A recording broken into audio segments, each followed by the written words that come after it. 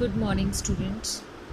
हमने अपने 5th chapter में लास्ट टॉपिक करना है आज। उस लास्ट टॉपिक का नाम क्या है? Factor affecting the price elasticity of demand. हमने इसमें सबसे पहले किया कि हमारी इलास्टिसिटी ऑफ डिमांड मांग की लोच होती क्या है, फिर उसकी डिग्रीज डिस्कस की, फिर उसके मेथड्स डिस्कस करें। 3 मेथड मैंने बताए थे इसके होते हैं। पहला मेथड था कुल व्यय विधि, दूसरा मेथड था परसेंटेज विधि या फिर अनुपात विधि, तीसरा मेथड था हमारा ज्यामितीय विधि। उसके बाद अब हमारे पास नेक्स्ट टॉपिक आता है factor affecting the price elasticity of demand, कि मांग को प्रभावित करने वाले तत्व कौन कौन से हैं। मांग को प्रभावित करने वाले तत्व कौन कौन से हैं, ये बनता है हमारा क्वेश्चन कि मांग को प्रभावित करने वाले तत्व कौन कौन से हैं। तो पहला तत्व हमारा कौन सा आएगा? वस्तु की प्रकृति। कि वस्तु की प्रकृति या फिर इंग्लिश में बोलेंगे हम इसको नेचर ऑफ कमोडिटी।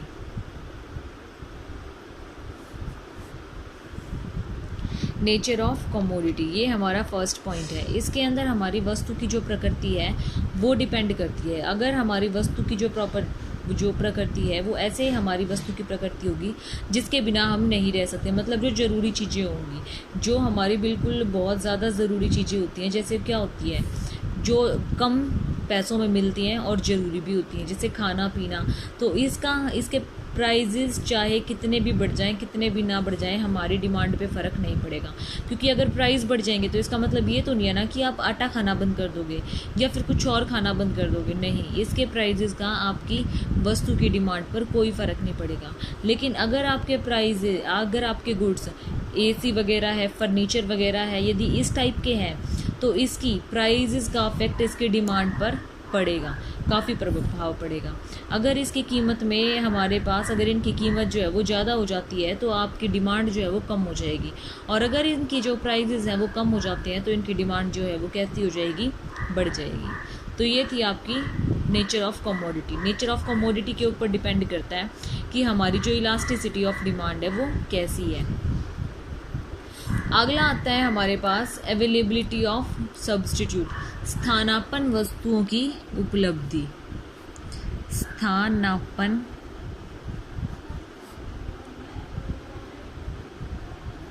वस्तुओं की उपलब्धि, इंग्लिश में इसे बोलते हैं अवेलेबिलिटी ऑफ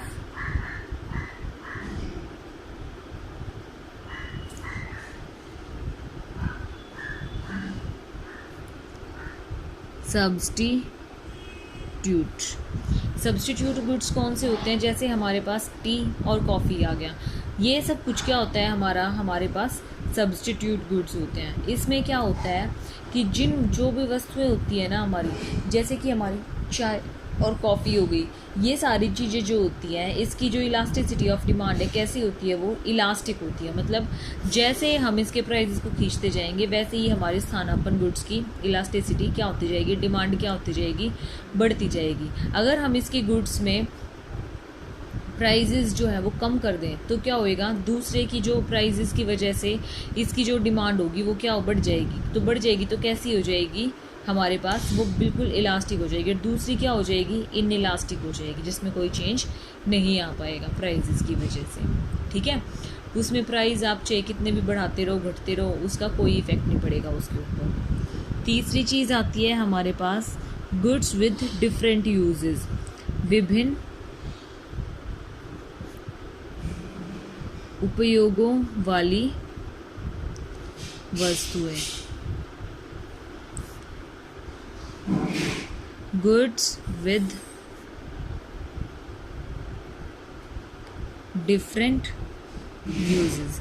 ये कौन से गुड्स होते हैं? ये वो गुड्स होते हैं जिनका हम एक से ज़्यादा बार यूज़ कर सकते हैं। मतलब जैसे आपकी जो बिजली है वो एक जगह तो यूज़ नहीं होती ना, बहुत सारी जगह यूज़ होती है। तो इसलिए इसकी जो डिमांड होती है वो कैसी होती है? इलास्टिक होती है। क्यों होती है? क्योंकि हम उसको डिफरेंट डिफरेंट जगह यूज़ कर सकते हैं। अगर हमारे पास ये देखो, अगर हमारी बिजली की कीमत बढ़ जाए तो बिजली की कीमत बढ़ जाएगी तो क्या होगा? बिजली का बल्ब जलाने के लिए में ही किया जाएगा। बाकी जो और चीज़ें चलाते हैं वो हम उसका यूज़ क्या कर देंगे? बंद कर देंगे। तो इसकी डिमांड क्या हो जाएगी? मांग में कमी होनी शुरू हो जाएगी। अगर मांग में कमी होनी शुरू हो गई तो हम इसके डिफरेंट डिफरेंट जो यूजेस हैं वो क्या हो जाएंगे? कम हो जाएंगे। तो इसकी डिमांड भी क्या हो जाएगी? इनइलास्टिक हो जाएगी। तो मतलब क्या है, पहले हम इसका ज़्यादा यूज़ कर रहे थे तो इलास्टिक थी, लेकिन जैसे इसके प्राइस बढ़े तो इसकी डिमांड कम होने लगी। डिमांड कम हुई तो क्या हो गया? ये इनइलास्टिक हो गई। ठीक है। अब अगला देखो, फोर्थ आता है हमारे पास उपभोग का स्थगन।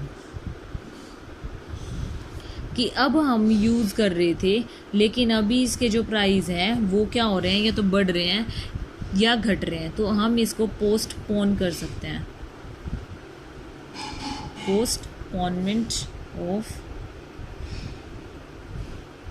द यूज़, इसको हम क्या कर सकते हैं? पोस्टपोन कर सकते हैं कि अभी हम यूज़ ना करके बाद में यूज़ कर लें। तो इसके अंदर क्या होता है, अगर हमारे पास भविष्य में हम यूज़ कर सकते हैं उस चीज़ को, अभी हमें इतनी ज़रूरत नहीं है और हम ये सोच रहे हैं कि अगर इसके प्राइजेस कम आ जाते हैं तो हम इसको थोड़े दिनों बाद खरीद लेंगे, तो उसकी डिमांड क्या होती है? इलास्टिक होती है। लेकिन अगर ये हो कि हाँ भाई उसको स्थगित नहीं किया जा सकता, जैसे ईंट हो गई, आपकी सीमेंट वगैरह हो गई, ये सब चीज़ें क्या होती हैं? इसके बिल्कुल इलास्टिक होती है। मतलब जैसे इसको हम बाद में यूज़ कर सकते हैं, लेकिन कुछ चीज़ें हमारी ऐसी होती हैं जो भविष्य में यूज़ नहीं की जा सकती, तो उनको हम क्या बोलेंगे?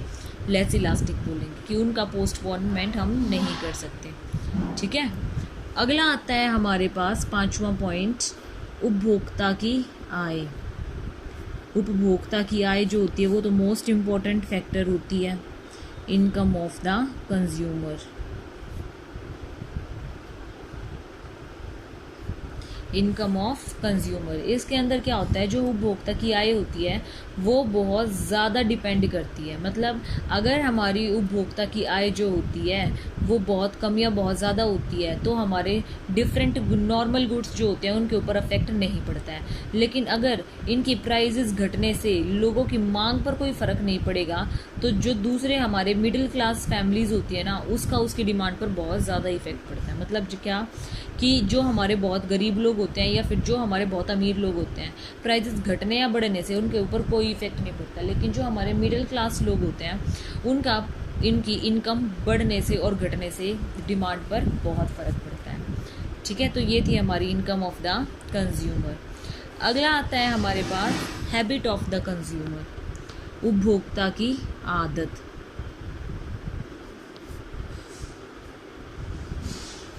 उपभोक्ता की आदत, हैबिट ऑफ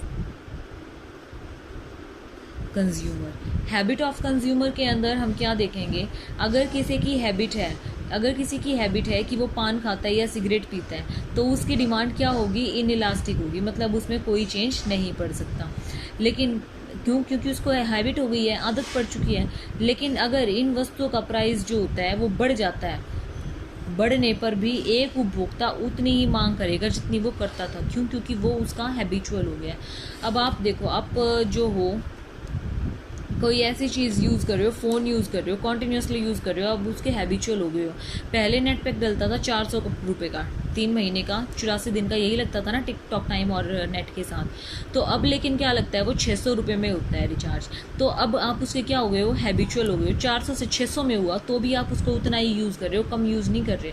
तो ये है आपकी हैबिट ऑफ द कंज्यूमर, क्योंकि उसकी हैबिट हो गई है, चाहे उसके प्राइस कितने भी बढ़ जाएँ उसकी डिमांड कम नहीं होगी। ठीक है। अब आता है हमारे पास 7th पॉइंट, क्या? प्राइस लेवल, कीमत स्तर। कीमत स्तर, प्राइस लेवल। हमारी जो डिमांड है, इलास्टिसिटी ऑफ डिमांड है वो किसके ऊपर डिपेंड करती है? वो प्राइस के ऊपर डिपेंड करती है। अगर हमारे प्राइस पर मांग की लोच वस्तु की कीमत के ऊंचे स्तर पर, मतलब जो हमारी वस्तु है उसके जो प्राइस होगा उसके हाई लेवल पर हमारी डिमांड कैसी होगी? अधिक लोचदार होगी, और उसके बिल्कुल लो लेवल पे कैसी होगी, कम लोचदार होगी। क्यों? क्योंकि बिल्कुल लो हो जाएगा तो हम उस पर डिमांड पे कोई इफेक्ट नहीं आएगा। बिल्कुल अगर उसका प्राइस और भी कम होएगा तो माइनर सा इफेक्ट आएगा। लेकिन अगर उसका प्राइस बहुत ज़्यादा है और उससे कम हो रहा है तो उसकी डिमांड पर बहुत ज़्यादा इफेक्ट आएगा।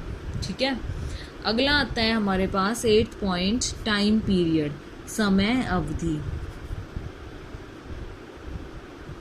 समय अवधि, टाइम पीरियड। अब देखो, टाइम पीरियड के अंदर हमारे पास हम नॉर्मली 2 टाइम पीरियड को यहाँ कंसीडर करते हैं। एक आता है हमारा शॉर्ट टर्म, एक आता है हमारा लॉन्ग टर्म। हमारे पास जो शॉर्ट टर्म पीरियड है उसमें हमारी जो आदतें हैं, या फिर ये कह लो कि हमारी जो डिमांड है वो बहुत कम चेंज आता है, उसमें बहुत कम चेंज आता है। लेकिन हमारी जो लॉन्ग टर्म होती है, लॉन्ग टर्म में क्या होता है, बहुत ज़्यादा चेंज आता है कंज्यूमर की डिमांड में। जब लॉन्ग टर्म में बहुत ज़्यादा चेंज आएगा तो वो क्या होगी, हमारी बिल्कुल लोचदार डिमांड होगी, कि वो क्या हो सकती है, फ्लैक्सिबल हो सकती है। शॉर्ट टर्म में क्या रहेगी, इनइलास्टिक रहेगी। क्यों? क्योंकि वो चेंज नहीं हो सकती। ठीक है, ये थे हमारे factors affecting the price elasticity of demand, कि कौन कौन से ऐसे फैक्टर्स हैं जो हमारी मांग को प्रभावित करते हैं। तो वो सारे फैक्टर्स अब हमने डिस्कस कर लिए। उसके बाद इसमें कुछ इलस्ट्रेशंस दे रखे हैं, कुछ न्यूमेरिकल क्वेश्चंस दे रखे हैं आपकी बुक में। वो न्यूमेरिकल क्वेश्चन आपने ट्राई करके देखने हैं। अगर आपसे हो जाते हैं तो ठीक है, और अगर नहीं होते हैं तो मैं एक एक क्वेश्चन आपको सारे करवाऊंगी। उसके बाद फिर आप कौन से क्वेश्चंस करोगे, एक्सरसाइज के करोगे। क्यों? क्योंकि उसमें से जो आपका ये दे रखा है, एक 4 मार्क्स का क्वेश्चन आ सकता है, प्रैक्टिकल न्यूमेरिकल क्वेश्चन एक 4 मार्क्स का आ सकता है। ठीक है, कल से इनको स्टार्ट करेंगे। लेकिन अगर फिर भी अगर अभी तक थियोरी में, इसके डिग्रीज़ में, इसके मेथड्स में, या फिर आपके जो मैंने एक आधा न्यूमेरिकल क्वेश्चन करवाया है बीच में उसमें, या फिर आज जो करवाया है फैक्टर अफेक्टिंग, उसमें कोई भी प्रॉब्लम है तो वो मुझे बता देना, मैं फिर से करवा दूँगी। Thank you students.